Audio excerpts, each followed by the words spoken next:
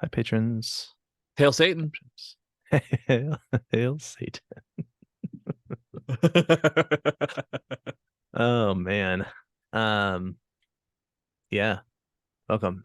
I I think it's ultimately good that they missed all the preamble to this. Like we have been now on the Zoom call for an hour and a half and just hit record because like there was a lot of silence where I was typing or we were reading, and then we were talking about some very personal things, and Mhm. then we um listen to music. That would have been Yeah. fun. Probably against copyright law, but it was fun. Yeah, it's whatever. Copyright law, schmopyright law, I guess. Um, I listen to this podcast at the end of every episode. They say they like say hail something. Mm, And so at the end of it, one of the guys says hail Satan. One of the guys says hail Geen. And then like as in Ed Gein, because like it's like yeah. that's like what got them into all of it. And the one guy says hail yourself, and I have that tattooed on my elbow now. It's hard to see, but like it's the skull, it just says hail yourself with a crown That, on it. that's it, yeah. um and yeah, it's like, so anytime I hear hail Satan, I can only think of that, where it's like, no, actually hail yourself, don't hail Yeah. Satan. But you know um but it's kind of a fun thing. So it's fun to say hail Satan. We used to do that all the time, but we would say, like, when we would like try to upset people, we'd be like, we would talk in a real southern accent. We talk like real low and real fast, like Boomhauer from King of the Hill, and be like, oh, da, da, da, hail Satan. Yeah. Like kind of do that. Kind of like how Dave Chappelle on the Chappelle show, when he was the blind KKK member. Oh I don't know yeah. if you when he was like, you'd be like, da da da da da, white power. Like that's what we would Uh-huh. do. That we'd be like, da da da da da da, hail Satan. Like it's just like, just to see if we could slip that into things. Yeah, yeah, yeah. We should probably do it on like KKK at some point. Oh man, infuriating. Yeah, that would be infuriating. Um,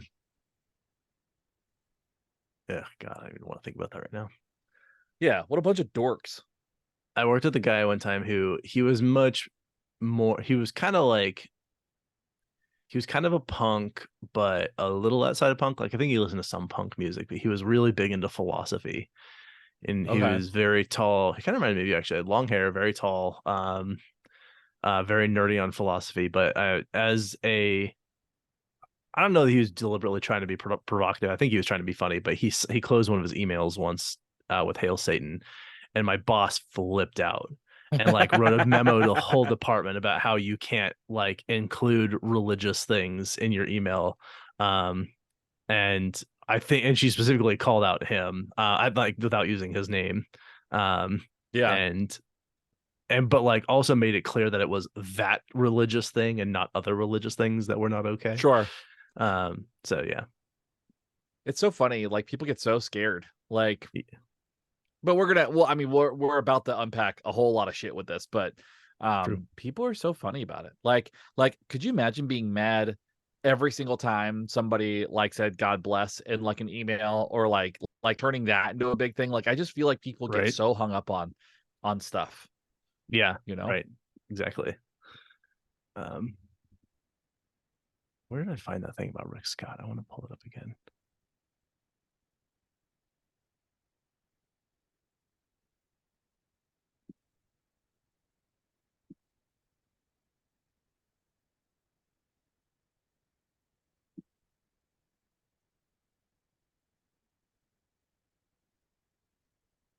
Yeah, because anything that upsets Rick Scott is 100% in my wheelhouse.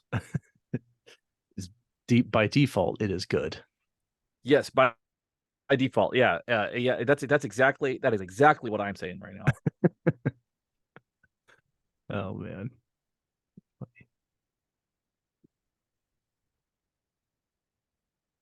Ah, here it is. This is on the History Channel website. First gained attention in 2013 with a satirical rally against Florida Governor Rick Scott. Oh man, that brings me so much joy. So my original thought was that we would start this with the tenets of the Satanic Temple, and we just covered them in the last episode. So, um, the setup I had in here is like Where do you think these tenets came from? But we've already basically said, so I'm going to take that part out. Okay. So we'll just start with here are the tenets. And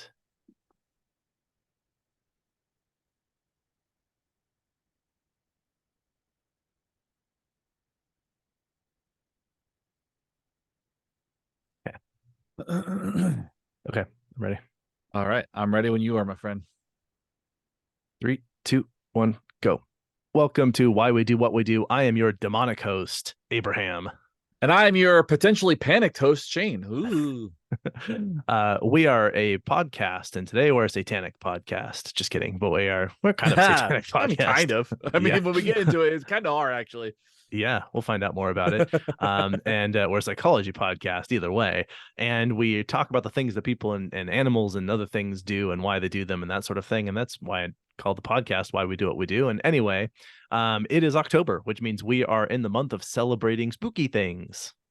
Yay. And the more I think about it, I would argue that because we are a psychology podcast, at least Scientologists think that we're Satanists. Probably. Do they have a Satan? Are we Zorg, maybe? I don't know. We're whatever it is. Well, I think Satan is the alien, like their version of Satan are the bad alien spirits that make us all sick. Okay. Fair enough. But you only learn about that once you get to level 15 and you spent like $30,000 per class. So like, you know, sure. What's worse? Go into a church where everybody hails Satan and they're actually kind of nice, or going into Scientology and like having Tom Cruise as your figurehead? I mean, let's be real for a second.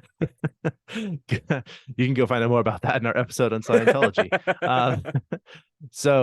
Although we do call these sort of our Halloween themed or our spooky themed episode, I actually think that every year we have spent every episode sort of debunking and unscarifying those scary things. Although sometimes we actually make them maybe more scary, like the Salem witch trials. I think were made significantly worse by talking like understanding the history and talking about like zombie fungus, which preceded the Last of Us TV show.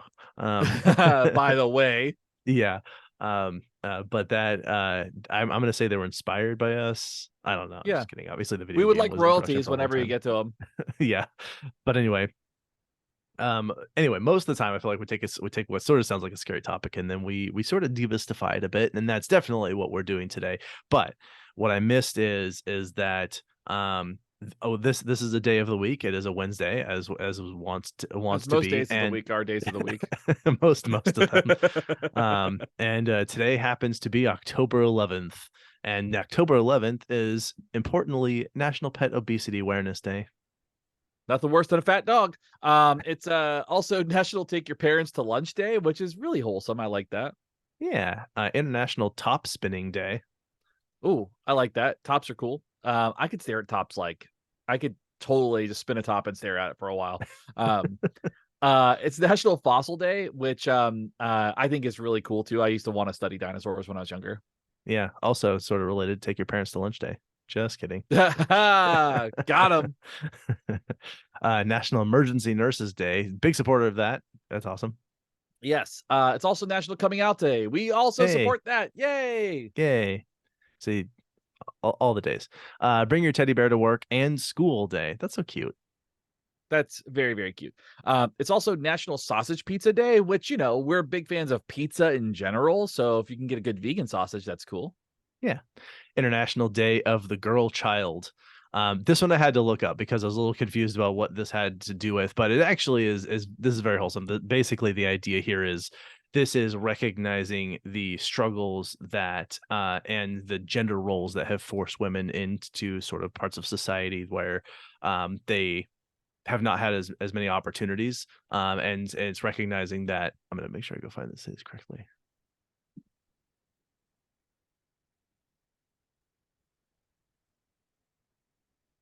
Just recognizing and bringing attention to the fight against the injustices and inequalities faced by girls, just because they were assigned that gender at birth, which I think is a great cause. So go out, fight a good fight. 100%. It's also Southern Food Heritage Day. So as a Southern boy myself, big fan of grits and biscuits and gravy. and just Southern biscuits. I think I just like Southern biscuits. I think that's what it is. There you go. Southern biscuits are very good. Mhm. We also have a couple of things for the whole week to recognize. So this week, up until now and continuing after for the rest of the week, it is Fire Prevention Week. Only you can prevent forest fires. Well, Yes, that and thanks. some like good maintenance of forests. Yeah, and also not doing ridiculous gender reveal parties. Yes. That's a good way to avoid it. Yeah. It's also hospice care week, which I think, bless those folks that work in hospice care, because that is an incredibly difficult but such an important job. Yeah. To be clear, it's not just forest fires. Like we want to also prevent house fires and car fires and face fires and Oh all that yeah. sort of thing. So Yeah. Avoid setting your face on fire. Good. I think that's good advice. unless you are in a Rick Scott. satanic cult and yeah yeah that uh, unless maybe you are doing it as some part of some ritual for a satanic cult that you maybe belong to, because we are talking Uh-huh. about this spooky season. We decided we were going to go after sort of satanically themed topics. So last week we talked about left hand path magic, and this week we're talking about Satanism as a religion, which is so much different than you might think that it would be, unless you've been Yes. paying a lot of attention to the news that has gone on around recent satanic topics. Yes. So I think a good place to start, if you haven't listened to the Left Hand Path episode yet, would be to discuss the tenets of the Satanic Church, or the Temple of Satan, or the Satanism in general. So the first tenet that we're going to talk about is one should strive to act with compassion and empathy toward all creatures in accordance with reason. Beautiful. The second is the struggle for justice is an ongoing and necessary pursuit that should prevail over laws and institutions. I said that way too fast. I'm trying it again. Beep. The second is the struggle for justice is an ongoing and necessary pursuit that should prevail over laws and institutions. Yes. The third one is one's body is inviolable, subject to one's own will alone, which I really like. Agency. That's right. Number 4, the freedoms of others should be respected, including the freedom to offend. To willfully and unjustly encroach upon the freedoms of others is to forego one's own. I like it. Beliefs should conform to one's best scientific understanding of the world. One should take care never to distort scientific facts to fit one's beliefs. 100%. Mm-hmm. And then number 6, people are fallible. If one makes a mistake, one should do one's best to rectify it and resolve any harm that might have been caused. And the final tenet is every tenet is a guiding principle designed to inspire nobility in action and thought. The spirit of compassion, wisdom, and justice should always prevail over the written or spoken word. It sounds like saying that out loud does not sound like it aligns with Satanism from what we understand of Satanism. So I really am glad that we are talking about these really wonderful and wholesome things. Yeah, I think most people would hear those and not immediately think that sounds horrible. I disagree with all of it. And Right. whether or not you remember this from last week, those were the tenets according to specifically the Satanic Temple, one of the most popular sort of versions of Satanism that are out there. And we'll talk about that more, but because we do need to unpack a lot of the history of this. But yeah, you hear those, and I think most, like I said, most people are going to say, I disagree. One's body should be violable and subject to others' wills. Or I disagree. We should not conform to our best understanding of science. Or Right. justice should not prevail. Like, who's going to say that, right? Right. I mean, there I are mean, people that do there say are that. people. I mean, Yes, yeah. I mean, they're out Dick there. Cheney is for sure somebody who says that. Oh, yeah. Um, Yeah. I think that's tattooed on his butt somewhere. yeah. His big oil baron butt. Now, the idea of Satanism is predicated on Christianity and Judaism. That is, Satan is a mythological figure inside of the Judeo-Christianity kind of belief system. So Satanism only makes sense in the context of Judeo-Christian orientations to the universe. However, some argue that the idea of Satan began with the Angra Mayanu, I think that's or right. Ahriman figures of Zoroastrianism. Beep. Zoroastrianism. There you go. I got there. Yes. I arrived. Yeah. So on the one hand, the idea of Satan specifically is uniquely Christian, but the idea of a sort of counter force of evil has existed in many other versions of religion throughout the world, throughout time. And there are dozens or possibly even hundreds of names for Satan. There is the devil, the beast, Baphomet, um, Lucifer, Beelzebub. etc. Beelzebub, yeah. There's so many. But Satan is what we'll use and focus on because this is the only name with a religion that is sort of tied to it specifically, and that is Satanism. Yes. So the word Satan is a Hebrew word that means adversary or accuser or one who resists, which is actually pretty apt for the Church of Satan and how people have practiced Satanism and devil worship in general. Yes, and we want to unpack the entire history of all of the appearances of Satan in religious texts. But suffice it to say that at some point, Satan eventually became the sort of embodiment of ultimate evil. This is the archetype of what evil is, what badness is in the world. Is Satan. Wasn't always that way. Yeah. uh, Often just depicted simply as sort of a trickster, minor godlike figure, but eventually just kept getting elevated and elevated to higher and higher status till eventually it became like the root cause and embodiment of evil in the universe. Right. Yeah. I mean, there's so many discussions about this. It's we're not gonna be able to cover it in this particular. I mean, we are simply not a world history podcast. That's just not what we do.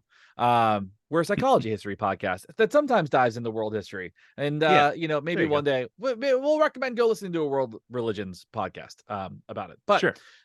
later, Dante's Inferno and Milton's Paradise Lost treated Satan more as an anti-hero, rebelling against the authoritarianism of God. Like kind of like the Punisher is in the Marvel universe. And also very much how it is depicted.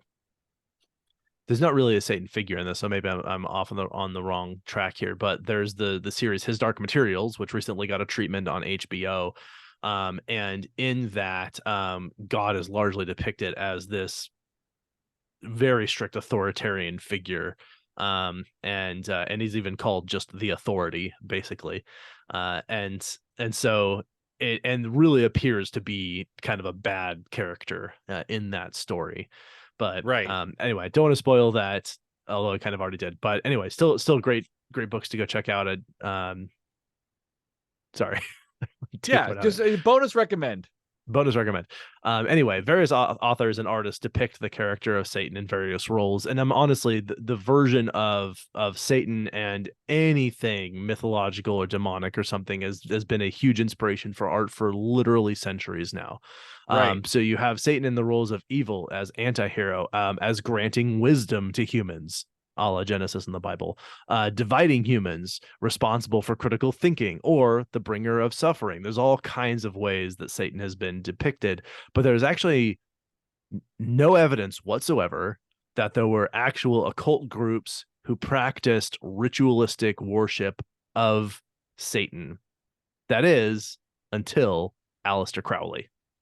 Yep. So, to be fair, Aleister Crowley wasn't actually a Satanist, nor did he start or belong to a satanic church or worship of any kind at all. However, many future Satanists cite Crowley's work as inspiration for modern Satanism. So, this guy is kind of like, we talked about him in the last episode in the Left Hand Path Magic one, where he talked about being the wickedest man in the world, and that's kind of where some modern forms of Satanism take a little bit of inspiration. Not all of it, but like you'll hear him being like a figure in that world.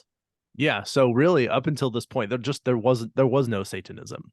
There was no religion of Satan, there were no cult groups of Satan, there were not worshipers of Satan. There's no evidence that has ever existed despite the Salem witch trials. And we'll talk more about that when we talk about the Satanic Panic, Right. particularly as it occurred in the United States in the 1980s.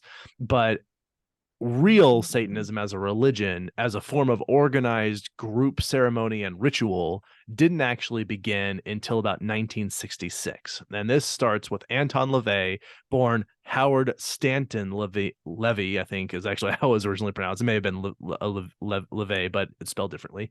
Born Howard Stanton Levy, I'm going to say, in 1930. so he was the founder and priest of the Satanic Church, which began in San Francisco, California. He pushed for the use of an involvement of magic. He had a lot of supernatural ideas, and although he still didn't actually believe in Satan, most as far as we can tell, he did have some, again, sort of supernatural beliefs, or at least he sort of portrayed them. And he led the church for most of his life, founding it until health problems crept up, and he eventually died in 1997 at the age of 67.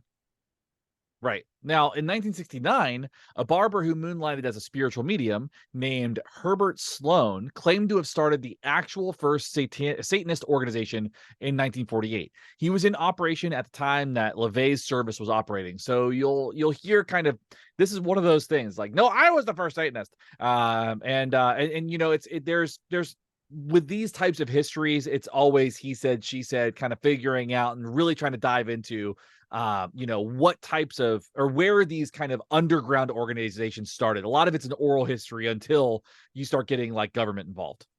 Right. Yeah. So that was like sort of the big one. You had the Church of Satan in 1966. Other people have branched down to other forms of Satanism. You have the a very fairly popular one that people have maybe heard about, called the Order of Nine Angels. They formed, again, this is sort of an occult focused and conspiracy and unfortunately very anti-Semitic satanic church. Wayne West started the first occultic Church of Man in 1971. Michael Aquino, I think it was Aquino, he was in LaVey's church, but he left the church to start a even more occult oriented theistic satanistic church, which we'll talk about in a second, in 1975, and that was called the Church of Set. And so I believe he was actually some kind of military general, Michael Aquino, and he believed that the character of Satan was a misunderstanding of the Egyptian god Set, who was a leader of humans, and so he called his church the Church of Set. Anyway, there's that.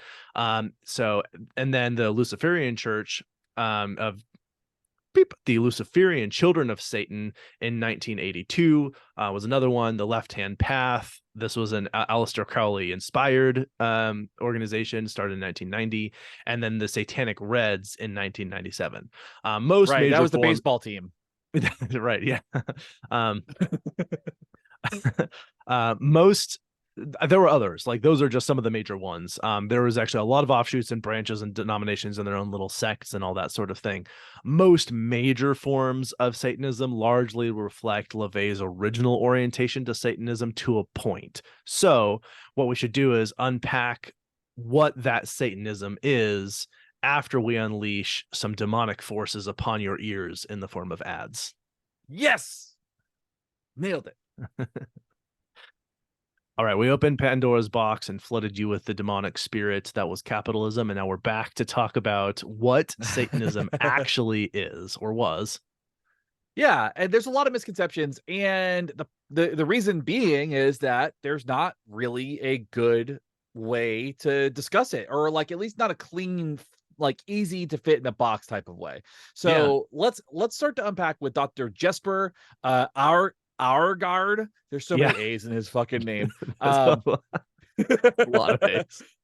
Yeah, I'm gonna say Aargaard. I think that's Dr. great. Peterson, Dr. Jesper Aargaard Peterson was a satanic scholar who wrote that, quote, contemporary religious Satanism spans the field from full-blown religion with tradition, rituals, communitarian ethos, and hierarchy to austere, individualistic philosophy, end quote. And Dr. Jenny Reichert and Dr. James Richardson described Satanism as, quote, decentralized subculture.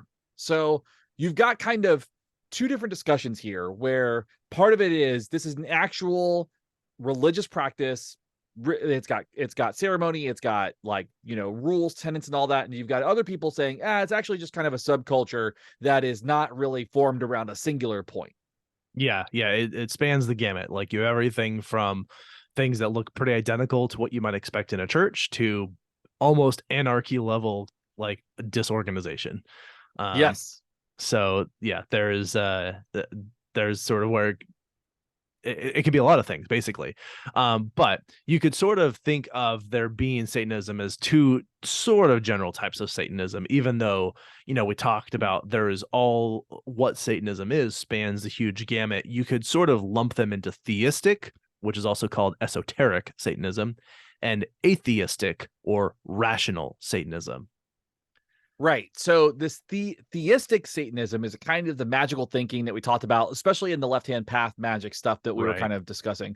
That essentially follows religious tradition and believing in a power of divine beings, choosing specifically to worship the being of Satan. Now, this is to be clear about that. Like when they are in the space of talking about this could be the Christian Satan or some other version of Satan or imagining of what that being is. And so the thing about this is it's not necessarily that they're worshiping evil, it's that they have it's kind of the same thing where there's always two sides to a story, and they're Mhm. kind of sometimes they'll give Satan the charitable side of the story to be like, he was wronged, he is actually not doing anything wrong, he was actually doing something right by questioning the answer. And there's a lot of kind of discussions around, they're not worshiping evil per se, they're worshiping a side of the discussion. But the Order of the Nine Angels, which is a theistic satanic group, not so great. And they've totally bastardized that as well. So it's really important to know that like each of these denominations kind of look at this in a different way.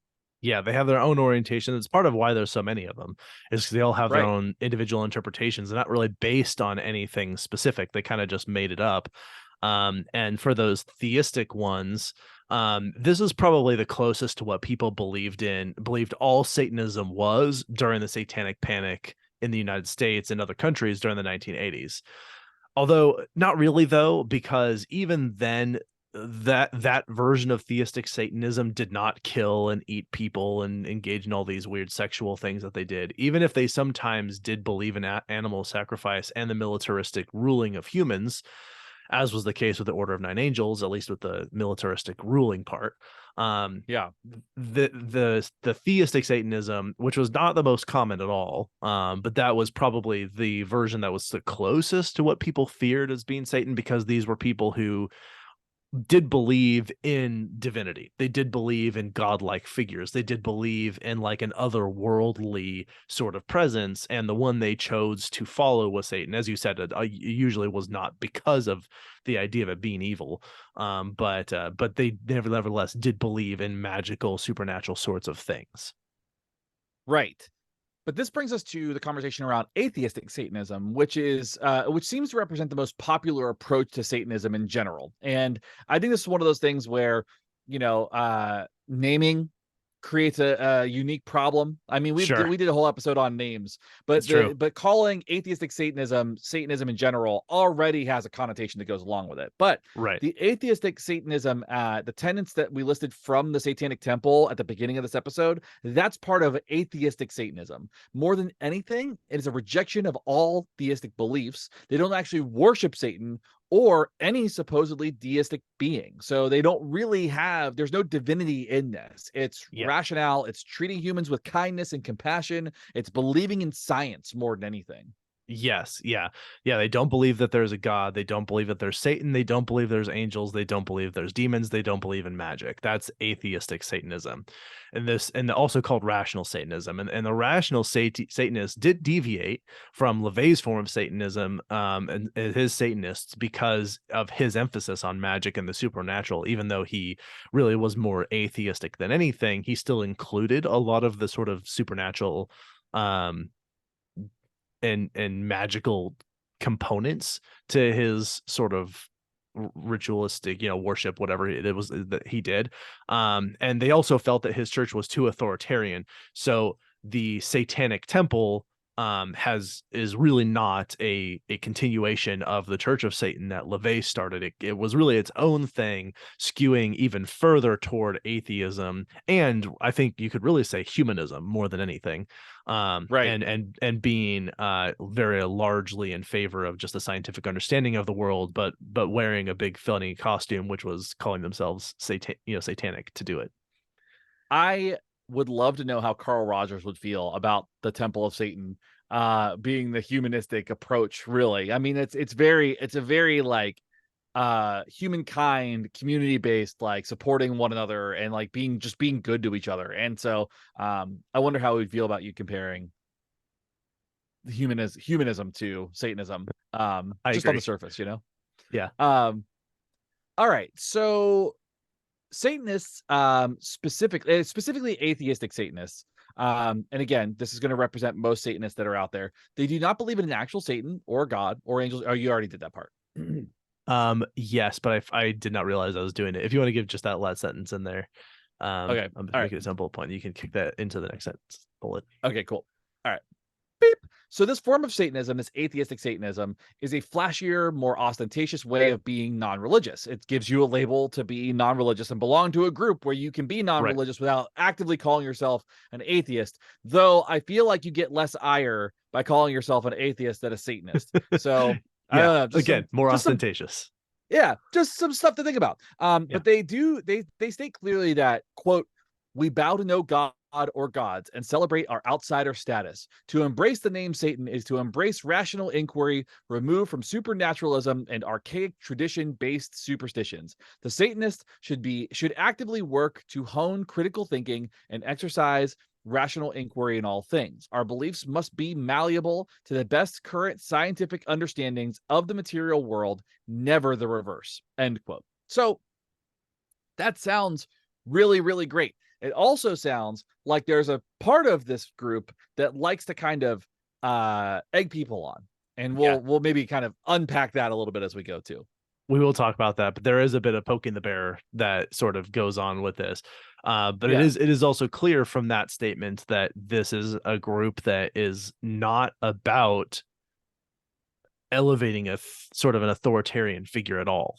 It is a much more sort of communal group. They go on to add, quote, Satan is symbolic of the eternal rebel in opposition to arbitrary authority, forever defending individual sovereignty, even in the face of insurmountable odds. Satan is an icon for the unbowed will of the relentless inquirer, the heretic who questions sacred laws and rejects all tyrannical impositions.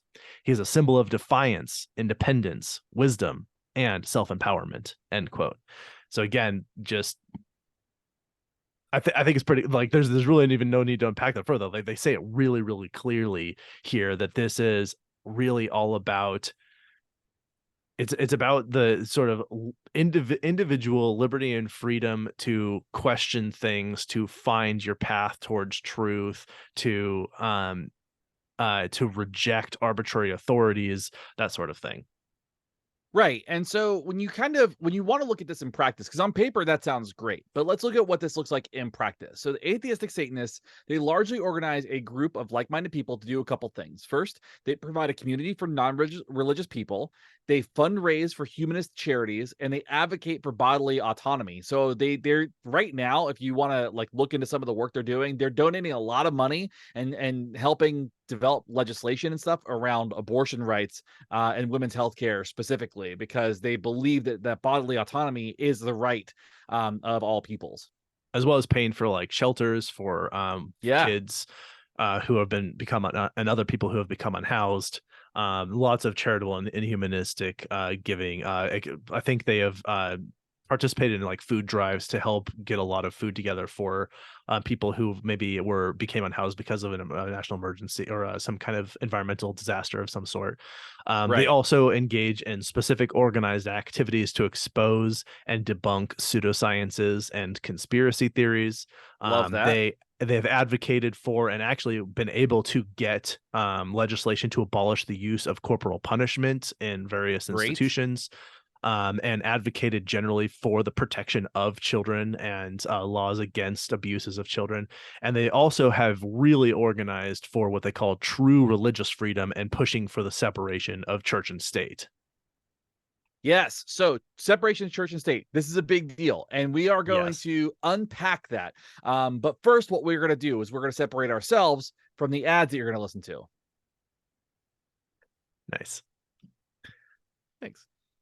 All right. So this last point on separation of church and state, it warrants a somewhat deep dive. It's obviously not a whole episode length, but it got to be a chunk of this, as this explanation is arguably one of the most central roles one of the most central arguments that the Satanic Temple makes, and one of the most central roles that they actually play. So, what is the separation of church and state, and why is it important here?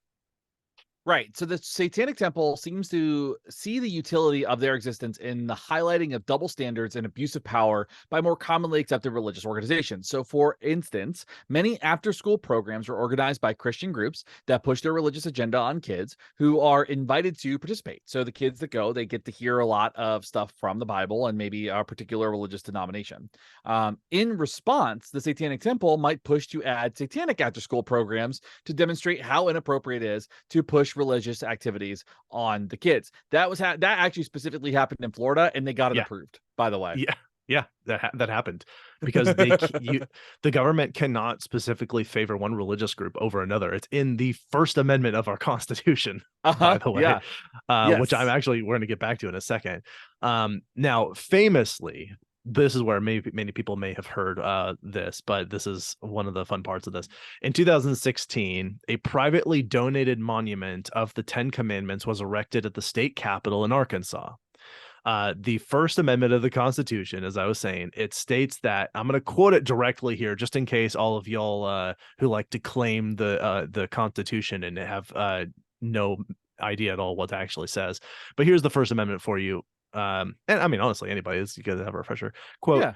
Congress shall make no law respecting an establishment of religion or prohibiting the free exercise thereof, or abridging the freedom of speech or of the press, or the right of people or the right of the people peaceably to assemble and to petition the government for a redress of grievances, end quote. So essentially you have a few things in there, but the government cannot specifically show favoritism over one religious organization for one religious or religious organization over another, and must protect people's ability to engage in free speech. Yes. So, as part of this, so essentially, what this is saying, what makes this important is that this particular religious monument is on property and as is part of a government building specific to the state of Arkansas, right? So, what the Satanic Temple has done is, because they are officially recognized as a religion, they offered a similarly privately donated, non-offensive statue of Baphomet. It's not lewd, it's not lascivious, it's actually like pretty tasteful to go alongside the Ten Commandments monument. So for those of you who've never seen it, the Ten Commandments monument, it looks like kind of a tombstone.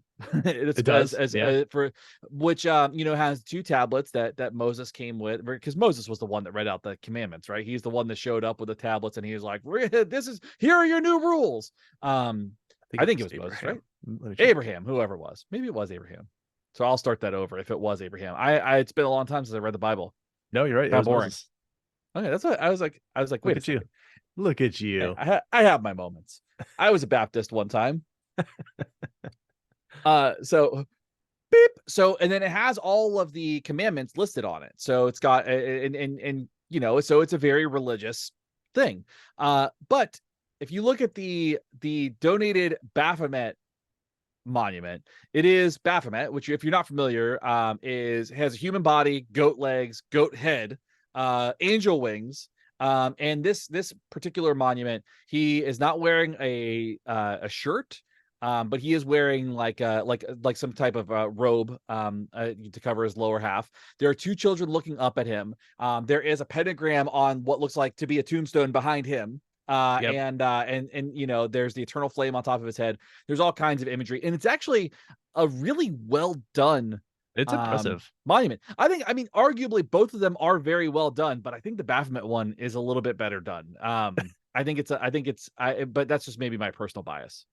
The detail in it is pretty exquisite. It is a significantly more intricate piece than the Ten Commandments, which is artistic. It does look nice. But the detail in the Baphomet statue is remarkable, I think. Yeah, right. Absolutely. Okay, so yes, they basically offered okay, if you get to put up this 10 commandments, then we get to put up the statue of Baphomet because we're a recognized religion.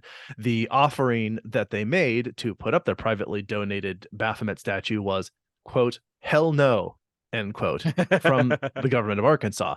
And Yeah. so the Satanic Temple, along with a few other religious freedom organizations, took the state to court. Right. And so they suggested that either they both exist on the Capitol or the Ten Commandments is removed and Baphomet remains for as long as the Ten Commandments were in place and is then removed. And so right now the hearings are kind of ongoing. They haven't decided anything yet. But I think one of the most important things to unpack within this is going back to that First Amendment, but also recognizing that in the United States, because, for those folks that are listening outside of the United States, this is a weird thing that comes up all the time. But the truth is the United States does not have an official religion. Right. And so many people think that the United States has an official religion and an official language, which we have neither of. So Right. English is not the official language of the United States. The official language is whatever it is you speak. The official practice of religion is whatever it is you practice. That's part of what established this country. It makes it kind of unique to other places. So that's why this is such a unique kind of argument to unpack, and why it's still, there's so many debates around it, even though there really shouldn't be. I saw a bumper sticker the other day I really liked. It said, it's a free country, speak whatever language you want. I love that. Isn't that great? That's so great.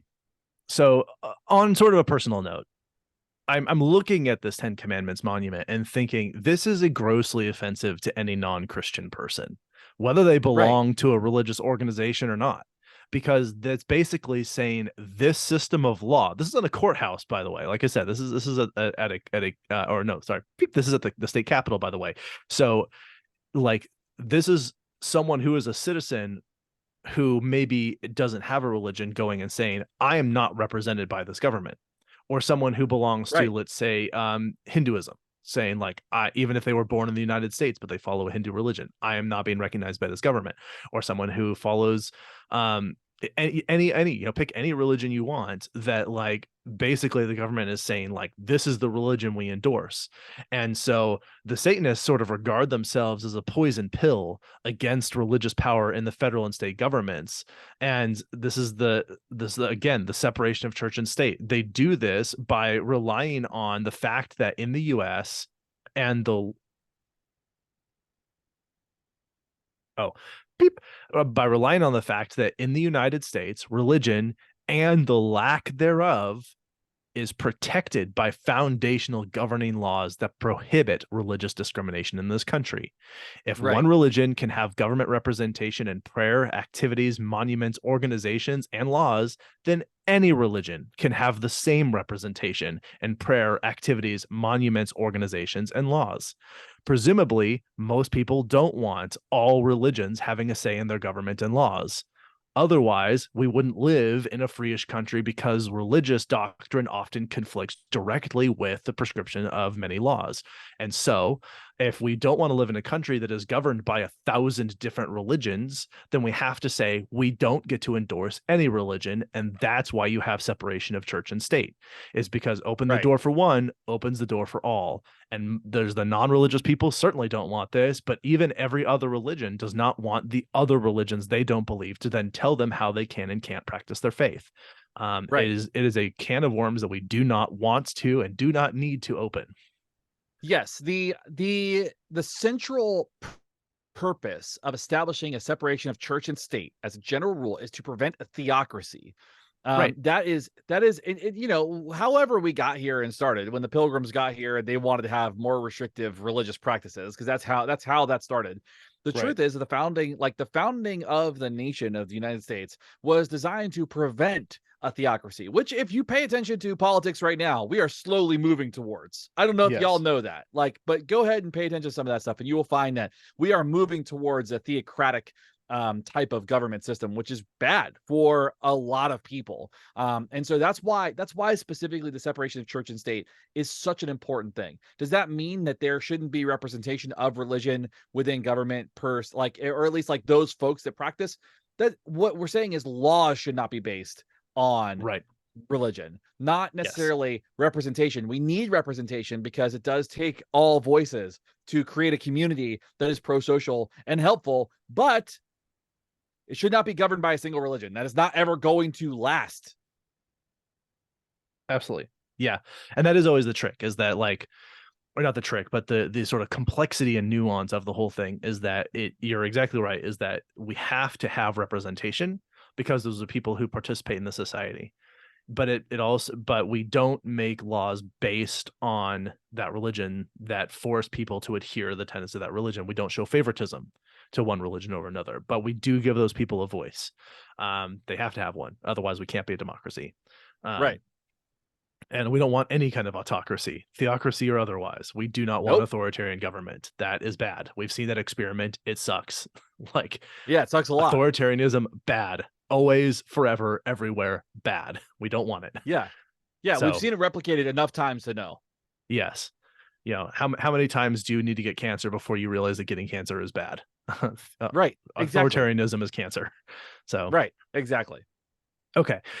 I think it's important though that I think do take the pun intended devil's advocate position here and consider why people choose to go this route. If their orientation is non-religious, atheistic, why bother embracing the idea and identity of Satan that is so culturally loaded and embedded with so much meaning? Because it looks antagonistic, right?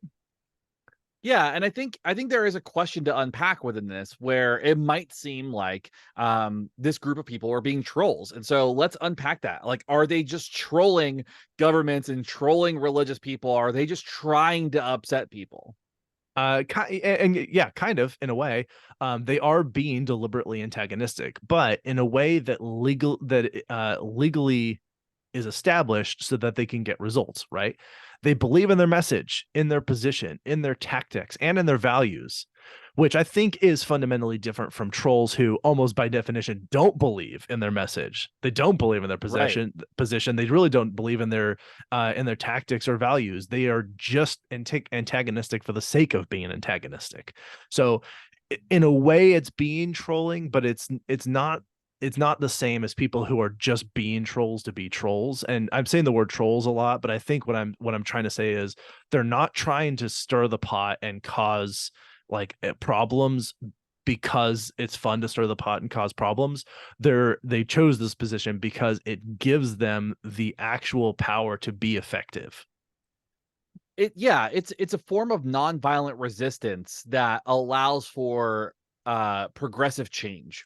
And Yeah, I there you think go. I think ultimately, like, it is important. Yes, it can be confrontational. Yes, it is challenging people. Yes, it is upsetting, I'm sure, a lot of people when they hear that Baphomet is going to be put in front of the Arkansas state capitol. I understand why people would be upset about that, but the truth is the law allows for that, and the law is set up to protect for those particular freedoms. And I think that this is a really great nonviolent resistance way to hold those people, those lawmakers, those people that are in power, hold them accountable to the laws that they're writing. Yeah. Now, I think for the theistic Satanists, this that whole approach is just magical thinking, like any other superstition or conspiracy theory or like that orientation. But for both theistic and atheistic Satanists, the invocation of the character of Satan is symbolic. They get Right. attention, a lot of attention, for adopting this sort of radically iconoclast figurehead, and they Mhm. get a social community of people who encourage their behavior and beliefs. They get a sense of correspondence with how they interpret the meaning of their figure and their values and their worldviews. So, like, I think that's something they do share. So I sort of go into the Venn diagram here of like theistic and atheistic Satanists and what they have in common. The theistic, again, magical thinking, conspiracy theories, but theistic and atheistic, they do adopt this idea of Satan because of the role of counterculture, if you will. Right, right, right. Having a figurehead who is like symbolic in their beliefs is nice to kind of bring about somewhere that these organizations can like bring people's attention to and focus on. Like, you go, okay, like, by the way, Satan, okay, now listen to what I've got to say. And then like, you start kind of getting that discussion going. But Right. as I was kind of reading the notes about this, I was really curious, what does iconoclast mean? That was a great segue. So Thanks. iconoclast, I have so sort of always taken to mean someone who opposes sort of traditions in a way, but the actual definition is a little more specific, as someone who attacks cherished beliefs or institutions, often want destroying or very critically evaluating images used in religious worship. So iconoclast is someone who essentially um breaks down sort of traditions and sort of those cherished beliefs, but maybe does so specifically with respect to religion. Right. Okay. I like it. I like it. Um, okay, so sorry, did you do the No, atheistic go one? ahead. No, Okay, I didn't do that one yet. I was like all queued up for iconoclast, so I was like on a different page. Um, No worries. Beep. Okay, so we talked about the theistic Satanists, the theistic and atheistic, what they have in common. But for where atheistic Satanists are different is they seem to their approach to Satanism is a means to an end. One that looks cool, it allows them to be recognized in stark contrast with their opponents. When they see bigotry in other organized religions, they adopt strong positions of inclusion and tolerance. When they Uh-huh. see favoritism for one religion or one religion over another, they step in and demand the same to create equality and liberty. That's sort of where their role is like they don't see Satanism as worship of any kind of deity figure. It is a organized group of people who are fighting for what they believe to be freedom and the appropriate separation of church and state. Right. Like on paper, it's a social justice movement. Like, I mean, I think in functionality it's a social, it in paper it's a functionality. Yeah, religion, that's but functionality it's yeah, a yeah. social justice Sorry, movement. that's there you go. That's fair. That's more what I meant. Yeah. So if they're being recognized as an organization that lends them legal legitimacy, they're able to do a lot more. But like if I'm sitting back and I'm not like a legal entity or anything, it just looks like I'm complaining. So in a way, what we're talking about is this group is a form of protesting, except that they have legal backing and they have funding and they have tax exemption status because they are a religion.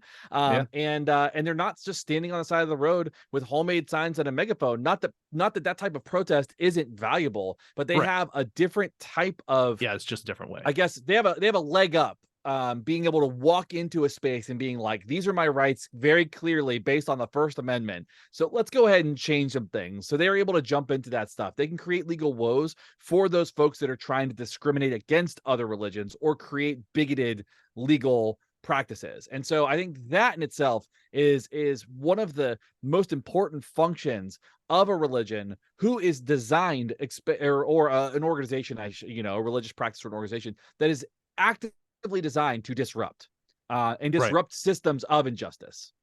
Yeah, absolutely. Yeah, and then they can help start those what they are sort of the counterpoint but equivalent services to combat what they see as that injustice, the sort of corresponding programs, but with the satanic label as opposed to the Christian label, the Right. satanic message as opposed to the Christian message. So that I think, and so I feel like you hear all of this. I'd be curious to know what people think. Like, do you feel like you are a Satanist at the end of this? And I Yeah. think you don't have to agree with us or with them. The purpose of this was just to explore what Satanism is. Like that was the point of this discussion. I think I don't think I would call myself a Satanist explicitly, because I don't like belonging to a labeled Sure. group.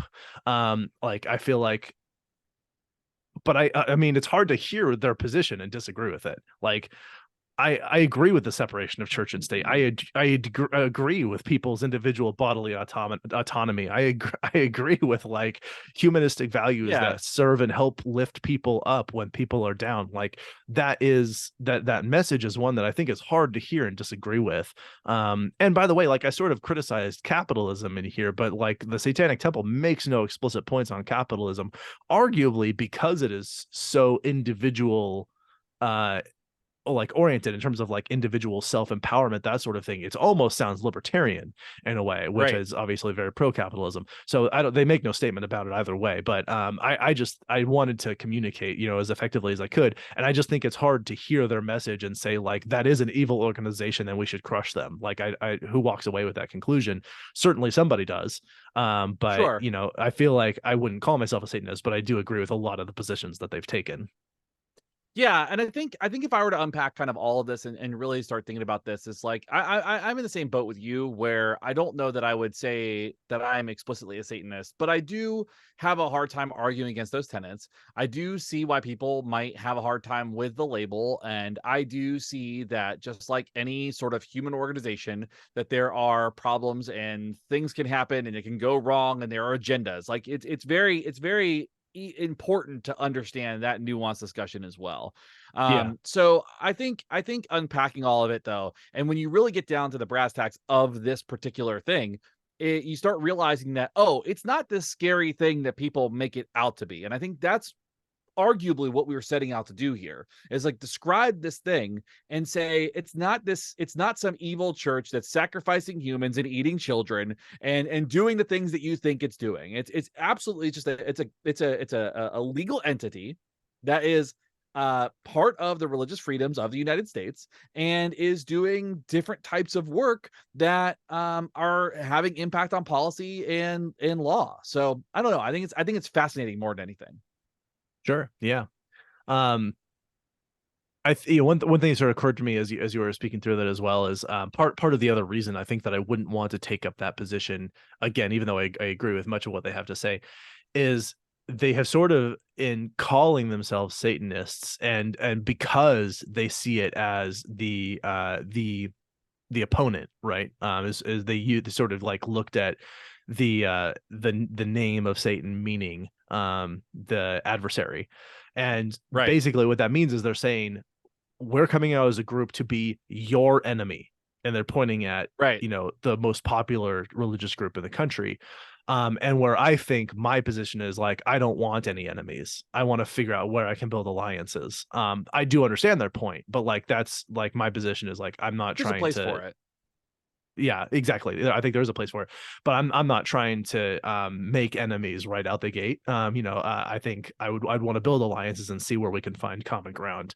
But again, that's my position. It doesn't have to be theirs. I actually appreciate And a lot of what their yeah. successes they've been able to get from their approach.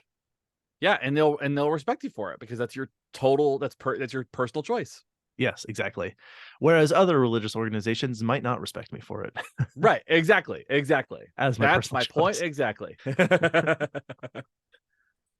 Well, something we like to do if you're joining us for the first time, welcome. I didn't give any of the spiel I normally give about supporting us and all that at the top of this, and that's fine. We'll just do it at the end.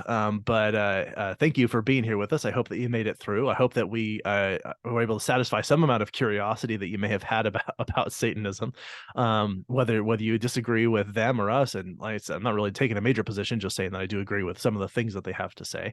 But one thing that we like to do is give recommendations, but first acknowledge the people that help make this show happen, which is the people who've joined us on Patreon. By joining us, they get all these other perks and benefits that you, a listener, if you're not on Patreon, you're not getting. You're not getting early episodes. You're not getting notes of Right? episodes. You're not getting behind the Yep. scene content, and you could be. And you just go over to Patreon. You join this lovely group of humans that includes Mike M, Megan, Layla, Mike T, Justin, Kim, Joshua, Brad, Stephanie, Olivia, Brian, and Ashley. Thank you all so much. And you, Yes. listener, could be a part of that crew if you would like. And I'll read your name. You could tell me not to. I don't have to read your name if you don't want me to. But yes, And that's there's fine. a thing.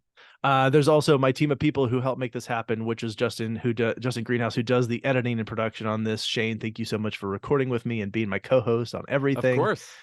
Social media coordinator is Emma Wilson, and if there are other ways you can support us, if you don't want to join us on Patreon, you can just tell someone about us. That's cool. You can leave us a rating and review, subscribe. You can pick up some merch at our merch store. We've got all kinds of goodies over there. And I think that is it before we get to recommendations. Am I missing anything, or is there anything you'd like to add, Shane, before we recommend some things? No, I think that covers all the things. Okay, cool. Well, we're going to get to our recommendations then after we get to an ad break. Yay!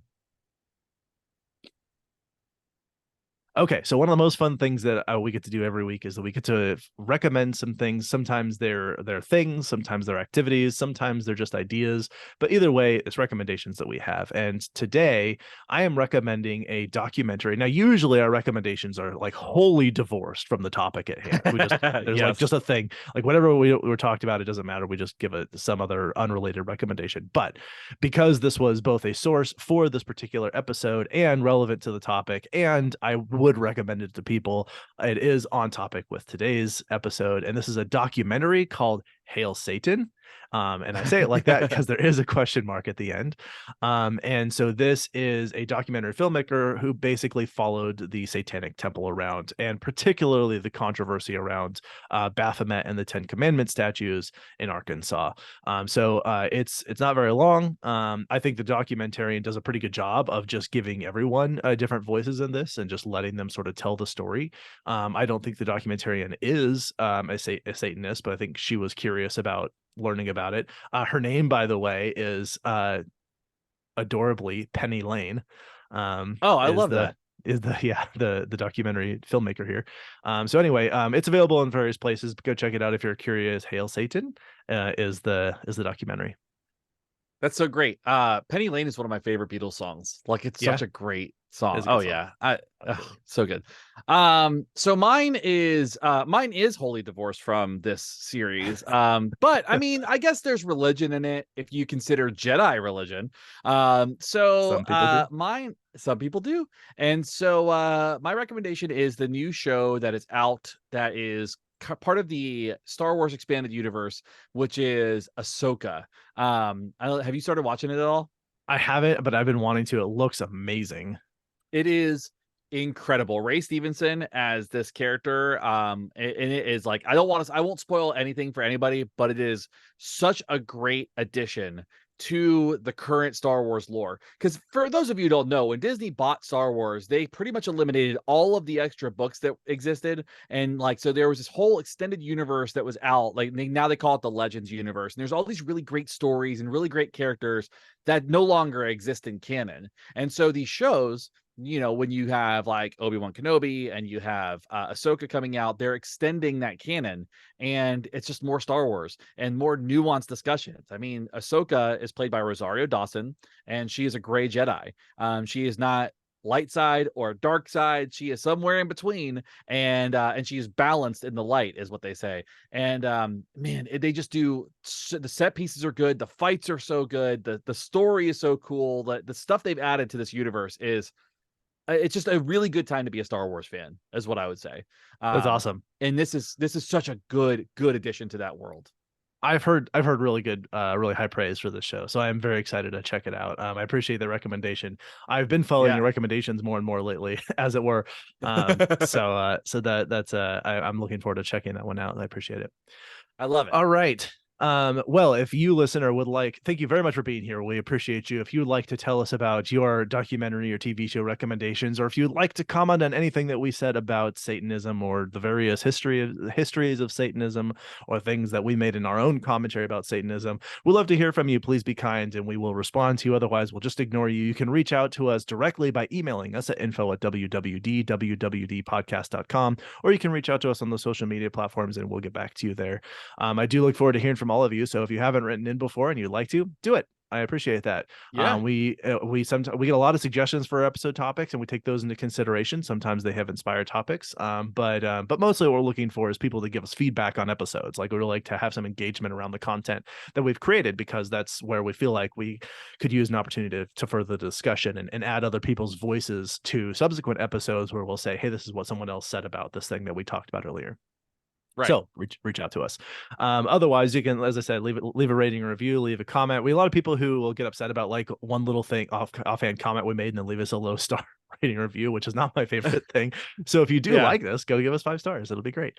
And really help to assuage those like off comment things that end up with a very low star rating for some people. Yeah. To be fair, I mean, I think we're still at like 4.5 stars or something, but or we're 4. doing good. Yeah, Because every now and again we get somebody who clearly misunderstands what we're saying. or just completely disagrees with us, like Jordan Peterson. But Yeah, Yeah, that's true. it's out there. All right, I think that's all that I have to say. Anything you have to add before we let everyone go? Nope. That's all I got. Perfect. Then this is Abraham. This is Shane. Hail Satan! Hail Satan. See ya.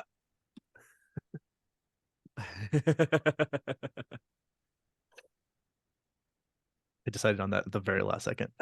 I like that. I'm a big fan of that. I support that. Cool. All right. So make sure I get this all uploaded. We hope you enjoyed that one, patrons. That was fun. That was fun. Yeah, I'm glad you liked it. Oh, the thing I meant to tell you when you thought I was going to say that we should go on strike is I was talking about the writers strike and all the TV shows that were missing. I started watching The Bear. Oh, what do you think of it? The first episode made me very nervous because everything is so fast. Yes. It is just I could not the reason I had any idea what was going on is because you told me the premise ahead of time.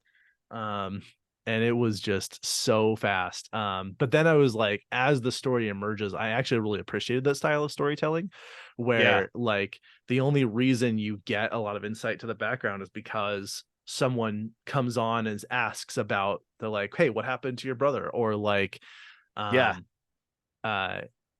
like why are you doing it this way, or you need to pay attention to him because he did X, Y, and Z, and like it'll sort of it gives all of that background, I think, in dialogue without it feeling too exposition-y dump. Right. So it's a really well done show. And it definitely like the little bits of humor that I think help carry it nicely. And then of course there's just the intensity and drama of it, which makes it entertaining. But I got through the episode where they accidentally gave a bunch of kids a whole bottle of Xanax. Yeah, that was really good. The guy's like, it's quiet. Yeah. Okay, Yeah. all right. He realized what happened when he pulled the bottle out, and he's like, what, are they dead? And he's like, no, they're just sleeping. He's like, oh, I'm kind of into it. Keep up the great work. Yeah, there's like that episode is really a lot of fun, and then there's some really cool things that happen in it that as you go forward you're like, okay, like I like this. The character development in it is incredible, so I'm glad that you're digging it. Yeah, I'm really rooting for that one lady he kind of made a sous chef who had like is trying to make everything work, and is just like, she's so kind but also is like just a little bit impatient with people, but like very understandably. So I don't know. Oh, Sydney. Sydney, that's her name is. They call everyone chef, so I just wanted to call her chef. Yeah. Sydney's good. I like her in it. She does the voice of April O'Neil in the new Ninja Turtles cartoon. Oh, cool. That's great. She's cool. She's great. I really dig her in that. I love following her story. Her story's a lot of fun. Awesome. Well, do you still have time for a mini, or do you feel like we're ready for this mini? I think I still need a little bit of time for this one, if that's okay. Okay, that's fine. I'll give me a little bit more time to hash it out more. So cool. All right, and then I'll get this episode uploaded so that we can send Satanism off to the universe. So you want to take on evil?